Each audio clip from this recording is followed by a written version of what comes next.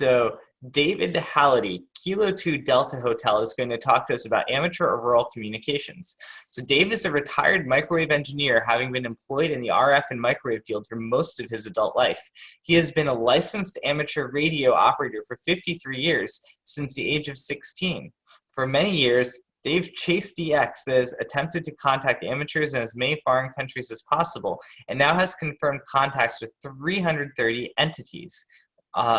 In 1983, he became interested in the frequencies above 30 megahertz and has experimented with signal propagation on the high frequency, very high frequency, ultra high frequency, and super high frequency amateur radio bands ever since. His interests today include aurora, meteor scatter, moon bounce, tropospheric ducting, and other unusual modes of signal propagation unique to the VHF, UHF, and SHF bands. He first experienced auroral signal propagation in 1985 while living in Texas. An intense aurora occurred, affecting signals as far as South Texas. Not understanding the phenomenon, he was surprised to hear some of his fellow amateurs attempting to talk and use Morse code, but with highly distorted signals. The usual pure tones of radio telegraphy were merely a broken hissing sound, and voice signals sounded like people whispering. After a while, he realized that this was due to distortion caused by reflection of signals via the auroral curtain. During that event, he made contacts as far away as 1,000 miles on the 144 and 432 megahertz amateur bands. After that, he was hooked. Wherever there were reports of aurora, he was there, attempting to make contacts with friends around the country. After moving back to New York State, where radio aurora is more frequent due to the closer proximity of the auroral curtain, he has continued to experiment with making contacts on the higher frequencies. In 1989, during a particularly intense auroral event, he successfully made an auroral contact with a station in northern Canada on the 902 megahertz band, where it had never been achieved before. Dave lives with his wife in Rochester, New York, and I would now like to present David Halliday, who's going to talk to us about auroral communications. Good morning. It's great to be here and to have the opportunity to talk about my experiences with amateur auroral communications. I'm Dave Halliday, K2DH, and I've been playing with amateur aurora for a long time, since the 80s. Many of us are familiar with, and many have probably seen, the aurora borealis, the northern lights, but most amateur radios have some familiarity with the phenomenon, because even if you're not interested in VHF and UHF communications during an auroral event, it's quite common for HF communications to be severely disrupted. The disruption can be for a few minutes or a few hours, or in the most severe cases, even days. It generally doesn't occur the same way at the frequencies above 30 megahertz, our VHF and UHF amateur bands. And as noted here in the slide, at these frequencies, aurora can actually enhance our ability to communicate over longer distances by reflecting signals off the auroral oval. Good morning. It's great to be here at the HamSCI 2020 conference. My name is Dave Halliday, K2DH. And I'm going to share with you my experiences with amateur auroral communications, of which I've been experiencing some of these for about 30 years. Most of us amateurs are familiar with, to some degree at least, the aurora, northern lights. And most amateur radio operators have some familiarity with the phenomenon, because during an auroral event, it's quite common for HF communications to be severely disrupted for some period of time. And it can be a disruption that lasts minutes, hours, or in the worst cases, even days. Interestingly, the disruption doesn't typically occur at frequencies above 30 megahertz, our VHF and UHF amateur bands. And in fact, at these frequencies, aurora can actually enhance our ability to communicate over long distances by permitting us to reflect signals off the auroral oval. Radio aurora occurs in the E layer of the ionosphere, about 70 miles above the Earth, which sort of limits the maximum distance over which auroral communications is possible to about 1,200 to 1,400 miles, similar to single hop sporadic E propagation. And an interesting little note there is that during 1969 and noted in the the June 1969 issue of QST, it was observed that European television signals were received in the States during an aurora. Well, based on what I just told you about the limiting distance of 12 to 1400 miles, this suggests that there was more than one mechanism at play which permitted longer than normal propagation distances to be covered, probably sporadic E or some other ionospheric reflection, not auroral. And it has happened during some amateur auroral communications as well. I believe it was K5UR in 1989 who worked a station in Puerto Rico at about 2,400 miles. So again, that suggests something other than just aurora, extending the communications distance that we typically see for this mode. A little bit of history of amateur auroral work. When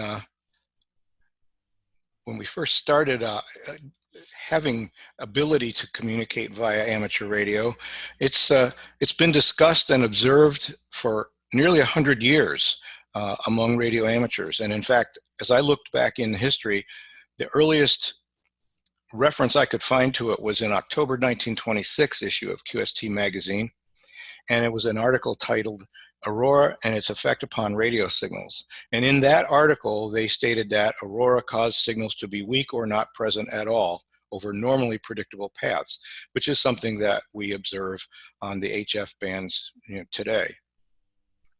Back then, amateurs only operated in the lower HF shortwave range, 1.8 to 14 megacycles, or now megahertz, are 160, 80, 40, and 20 meter amateur bands. The VHF and UHF bands as we know them today had not been discovered. No efforts had been made to experiment in those higher frequencies. In later years, amateurs became more involved with propagation discoveries and work at higher frequencies. And in the 1930s and 40s, the VHF and UHF frequencies of the time, which I'll make note of here in a second, were explored and exploited to some degree. And in March 1944, QST magazine made note of the distortion of signals that were affected by the aurora. Back then, VHF was 28 megacycles. The 28 megacycle band was considered very high frequency. And the same distortion as was seen at 28 was also noted on the UHF frequencies of 56 and 112, near our current 6 and 2 meter VHF bands of today. Shortly after amateurs regained their operating privileges at the end of World War II, the June 1949 QST article in the World Above 50 Megacycles noted numerous auroral contacts being made during April of that year on 50 and 144 megacycles. Since then, amateurs have noted auroral contacts regularly in all ham-related publications. Some of the observations of conditions affecting auroral communications indicate that most radio auroras, not necessarily visible auroras, occur at or slightly after solar maximums, and again at and slightly after solar minimums.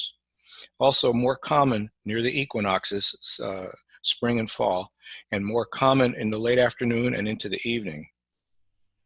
VHF and UHF signals, as we know, basically propagate in straight lines. They do not normally reflect off the ionosphere as HF signals do. So the height of the auroral oval determines largely how far they can propagate. And any stations that would attempt auroral communications need to have the radio aurora above their horizon. One of the good tools for indicating a possible aurora is the K-index, or the KP, as reported by NIST over the station WWV. A K-index of greater than 4 indicates a likelihood of auroral conditions, at least for most of the northern half of the United States. To communicate, it's also advisable that the stations have similar angles of incidence to the auroral oval. And by this I mean that the offset angle that my transmitter signal peaks at or peaks into the aurora a similar angle reflected off the aurora is going to be the optimum position at the receiver end. And there's been noted to be approximately a 10 dB signal loss per degree of offset from equal angles of incidence. So if my offset to the aurora is 10 degrees and the receiver is 10 degrees, we will be at about the optimum signal position for maximum signal transmission and detection. I've also found it common to have to move my antenna, sometimes frequently, as the position of the oval shifts in order to keep the signals peaked. So this is evidence of that angle changing and not being optimum anymore. So moving the antenna to try to optimize that reflection angle is very important. You can see that in the graphic on the right-hand side of the screen.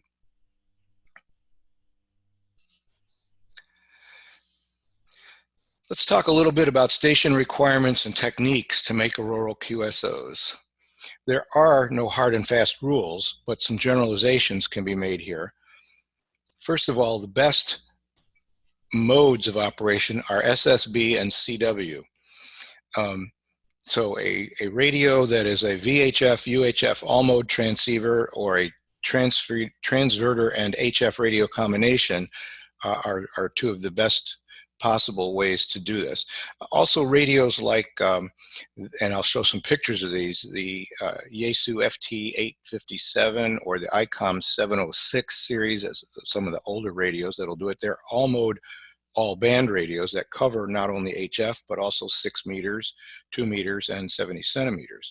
So those would be suitable radios for this, and they operate SSB and CW.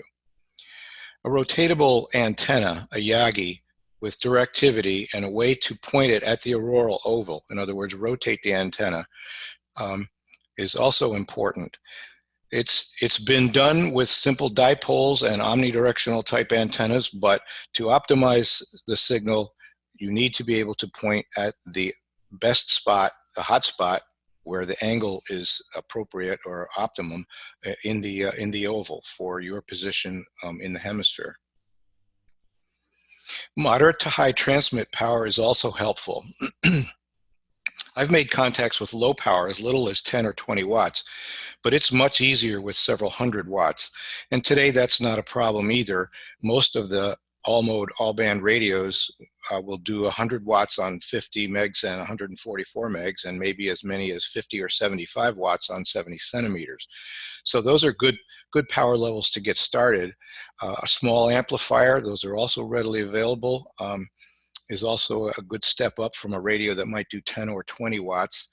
So you can get to the 150, 200 watt range and have a much easier time making contacts. It's also important to minimize the loss in the feed line to the antenna. Minimizing feed line loss maximizes the amount of radiated power by maximizing the amount of power getting to the antenna, and it also improves receive sensitivity because any signal lost in the coax cable coming down to the receiver cannot be recovered. So lower the loss at the cable going to the receiver, and you will maximize the amount of signal coming into the receiver. This is true of all VHF and UHF communications setups. It's also helpful to have access to propagation forecasts. As I mentioned before, these are readily available from WWV and are pretty accurate, and also available from many online sources as well. Listen during a possible aurora to the calling frequencies on the VHF bands on 50, 144, 222, 432 megahertz for any stations that are on the air with distorted audio. It's probably a good indicator that they are being reflected off the aurora. And turn the antennas to the approximate north to see if the signals get stronger and more intelligible, but still distorted. Move antennas back and forth to try to peak the signals up. For most auroral operation, CW is the preferred mode. You'll hear why at the end of my talk, because I have some recordings of both voice and CW auroral contacts, and it's quite evident why code is preferred. On 6 meters, it is possible to use single sideband voice, but on the higher frequencies, 144, 222, and 432, the signal spread, Doppler smearing of the signal, is great enough that voice becomes essentially unintelligible. Morse code, however, gets through easily. It doesn't sound like the nice tone that we're used to hearing on the HF bands. It comes quite distorted, more of a hiss, but it is easily decoded. So my advice, if you don't know the code, learn the code. Here are a couple of pictures of some friends of mine and their stations, all suitable auroral setups, some of them more elaborate than others, as you can see in the pictures. My friend Mark, K2AXX, has a fairly tall tower with multiple stacked 6 and 2 meter antennas on it. He does a lot of auroral work. There's a picture in the top center of my shack. I do a lot of HF and VHF, UHF, and you can see I've got a lot of pieces of equipment there. My antennas are over on the right-hand side. My antenna system is not too elaborate, fairly short tower and fairly small antennas, but they do a good job. And with the power that I can run for auroral work, I make a lot of contacts on Aurora. The shack down at the bottom is my friend W5ZN. He lives in Arkansas, and he has, as you can see, quite an elaborate station. I couldn't put a picture of his antennas up because it would have taken up the whole page. He has about 10 towers in his property, and most of them are VHF, UHF antennas, but he also is one who has made many long-distance contacts using the Aurora. And here are some pictures of a few examples of radios that would be suitable, radio equipment suitable for auroral communications. The picture on the far left is a picture of a Yagi antenna, directional 2 meter antenna, and that would need to be rotated to peak signals up as they reflect from the Aurora. They're readily available commercially. You can also build your own, but there are a lot of good designs out there that are very effective for this type of work. This would require a small rotator underneath the antenna to be able to turn it to optimize the signals. And then there are 3 pictures here of transceivers, transmitter receivers, that are suitable for auroral work. The one in the top center is a new ICOM radio, the IC9700, and it only operates UHF and VHF, but is optimized for that operation. On the top right is the Yaesu FT857 that I had mentioned. That's an HF and VHF UHF radio. So for someone who wants to maybe experiment a little bit but doesn't want to get totally involved in the VHF UHF world, this would be a good type radio to buy. And there's lots of them out there besides the Yaesu FT857. That's just an example. It's a reasonably priced radio. One that's no longer in production but was also very good was the ICOM IC910, and that's in the lower left. No longer in production but available on the used market. Very, very nice radio. In the bottom center is a picture of a transverter. That is a transceiving converter. It up converts from one amateur band to a VHF or UHF band, and down converts from a VHF, UHF amateur band to another frequency like HF. So you could take a radio such as one that doesn't cover any VHF or UHF bands, connect it to a transverter, and have it convert their HF signals to a particular VHF, UHF band of your choice. Those are also readily available from a number of places here in the States and overseas, and do a very good job of converting the signals up and down. They also have different power levels available, but if it's one that you were to purchase that was, let's say, a 10-watt unit, it would be a little bit low power for auroral communications. But in the lower right, I have a picture of a solid-state amplifier readily available, one of the Mirage series that converts low power 2 meters to higher power 2 meter signal. So you would get up to the 150 or 160 watt level without any trouble at all with that. And they're not very expensive. So I thought I would give you a partial chronology of contacts made by me using the Aurora over the years as a reflector of my VHF and UHF signals. The very first time I experienced Aurora was during a huge aurora in February of 1986. At the time, I lived in North Texas and really didn't know anything about auroral communications. I'd heard of it, but had never experienced it. And I was actually talking to a local friend of mine, also in North Texas, on, I believe it was 6 meters. And we were both commenting that the other station sounded very distorted. And he thought it was something wrong with my radio, and I thought it was something wrong with his radio, until we realized that what we were hearing was reflection of our signals off the aurora. So as time went forward in that event, some of the stations that I worked, and there were many that time, were the ones listed here. And the distances that I worked them at are also listed here. And these are all on either 144 or 432 megahertz. And as you can see, I highlighted in red the 432 megahertz contact with WA0TKJ. The reason being that 432 aurora is not that common. As you go up in frequency, the auroral reflection gets weaker and weaker, less and less efficient. At 50 megahertz, it's very efficient relative to the higher bands, and it gets less so as you go up in frequency. So 432 was a real surprise for me to be able to contact TKJ out in Kansas at 375 miles on 432 megahertz. And then during the same event, a little bit later, I managed to work a station in North Carolina and a station in Pennsylvania at over 1,000 miles on 2 meters, as you can see. Over 1,000 miles on 2 meters is pretty unique. With a good station, good Yagi antenna and high power, 500 watts or more, 300 to 400 miles would be a good long distance contact under normal conditions. So as you can see, I doubled or tripled the normal communications distance by using the aurora as a reflector. You look at the graphic on the right and you can see what was the WWV K index, the KP, over the period from February 7th to February 9th. This event lasted, as you can see, approximately 2 days. And as I mentioned earlier, a K of over 4 indicates good aurora or good possibility of aurora. In this event, the K was at or above auroral likelihood for 2 days. You can see that in the graphic that in fact it peaked at 9, which is as high as it can go for a period of time on February 8th. What's unique about this auroral event, besides the contacts that I made, was that as soon as the aurora actually ended and we were no longer hearing auroral distortion on signals, I was able to make contacts on 50 megahertz with KH6IJ in Hawaii, and that was about 4,000 miles away, and HC2FG in Ecuador, a couple of thousand miles to the south, by what's known as auroral E. This is sporadic E ionization enhanced by the aurora.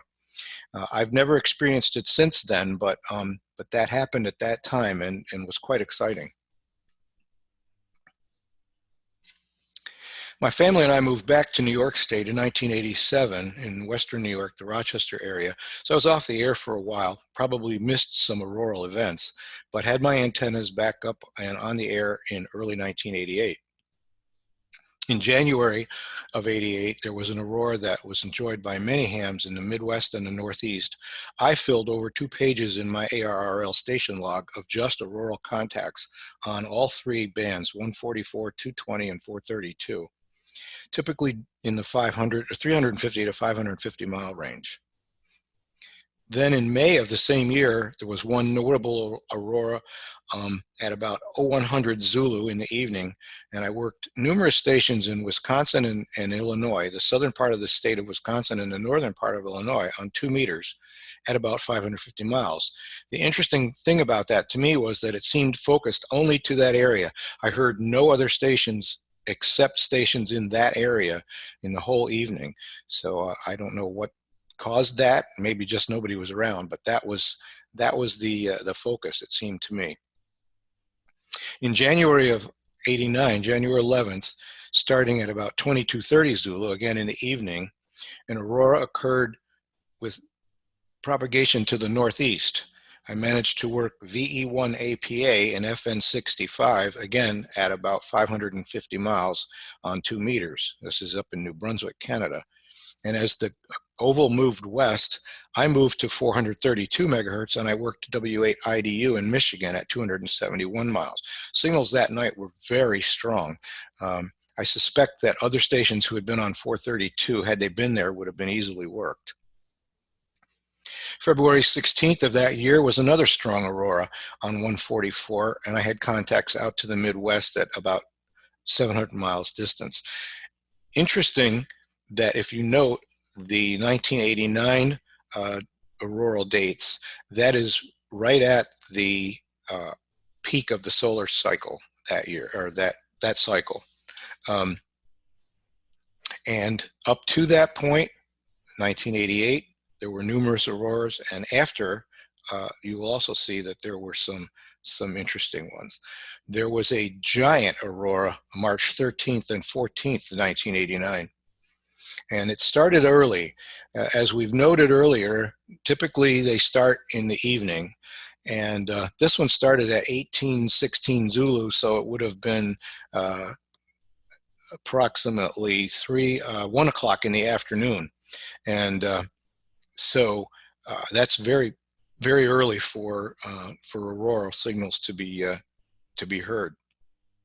My first contact was with a station up in Maine at about 450 miles. And this storm, or this event, was so intense that the magnitude was noted over several pages in the June 1989 issue of QST magazine. Some operators had contacts of well over 1,000 miles. There was visible aurora as far south as southern Cuba and the Caribbean. And hams in those areas experienced their first ever auroral contacts. The aurora was so intense that the WWVK index was a maximum for 2 consecutive periods, which is, I think the periods are 3 hours each. Southern lights were said to be visible as far north as the northern Cook Islands, and the HF bands were useless, completely silent. I had numerous contacts on 220 and 432 megahertz at distances out to about 500 miles. But my biggest thrill during that event was hearing auroral signals and being heard on 903 megahertz by my friend WC2K in New Jersey. And while the distance isn't that great, again, remember, signals get weaker as frequency goes higher. The spread is great. The signals were barely detectable above the noise, and we didn't complete the contact, unfortunately, but we believe it is the only time that amateur signals have ever been heard at that frequency using the auroral reflection. We would have completed the contact, but we were having trouble trying to move our antennas fast enough to keep them peaked on the reflection. And my auroral activity continued on through the solar peak of 89 to 91 with many evenings of auroral activity. November 91, again, approximately 2 years after the peak, had an event which produced many contacts on 144 and 222 out as far as Iowa and Minnesota, so 700, 800 miles. In February of 92, was another event that yielded contacts in the 500 to 650 mile range, but only on 2 meters. Nothing happened on the higher frequencies. And note here that the solar activity was dropping after the peak of the cycle had ended and aurora was becoming less frequent. However, in May of 94, an aurora occurred that produced many contacts for me on 222 and 432 megahertz out to about 550 miles. I have a page and a half in my logbook of 222 and 432 contacts from that event. I have literally hundreds more auroral contacts made in the years since, but if I noted them all, you'd all be asleep if I was to continue listing them all. This is plenty. So to kind of finish up here, I have some recordings of auroral contacts that I would like to play. One voice contact that was recorded by my good friend Frank, K2OS in Western New York, and some CW Morse code contacts that were recorded by my other good friend Andy K0SM, who now lives in New York, but this was while he was living in Nebraska. There's an interesting thing to one of the CW contacts, is noted down at the bottom. All of these CW contacts were recorded during an aurora which occurred during the Perseids meteor shower in August of '96. But during the recording of the QSO with K9 MRI, Andy noticed that a meteor burst occurred, which for a few seconds made the tone of the CW signal sound normal. I'll play that one last because it's the most unique. Anyway, here first is the voice signal of W2IDZ.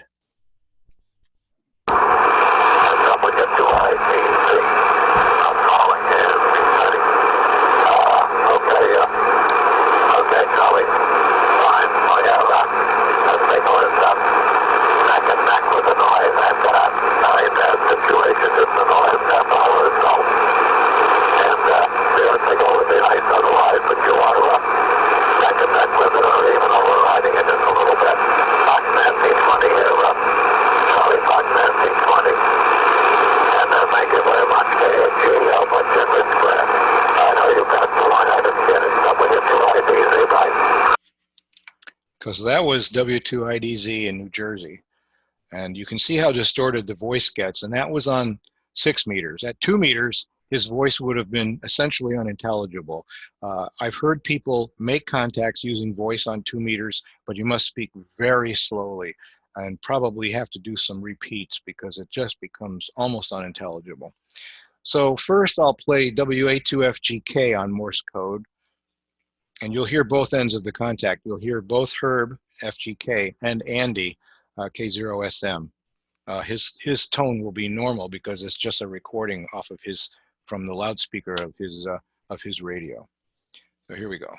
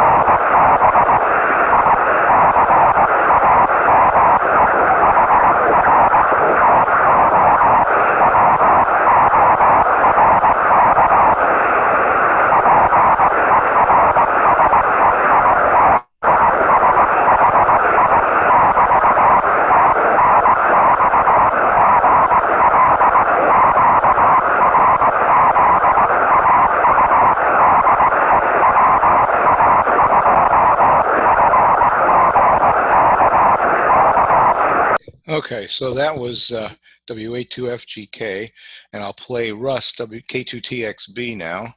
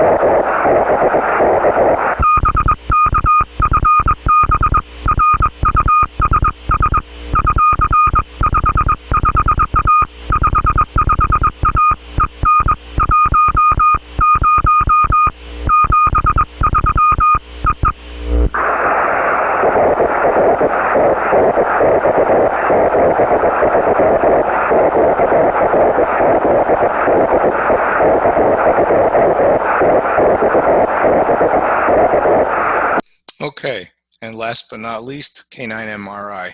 Again, remember, there's going to be a point in here where it sounds normal, and that's actually a meteor passing through the signal path, and the auroral distortion goes away, and you hear a tone more like normal CW.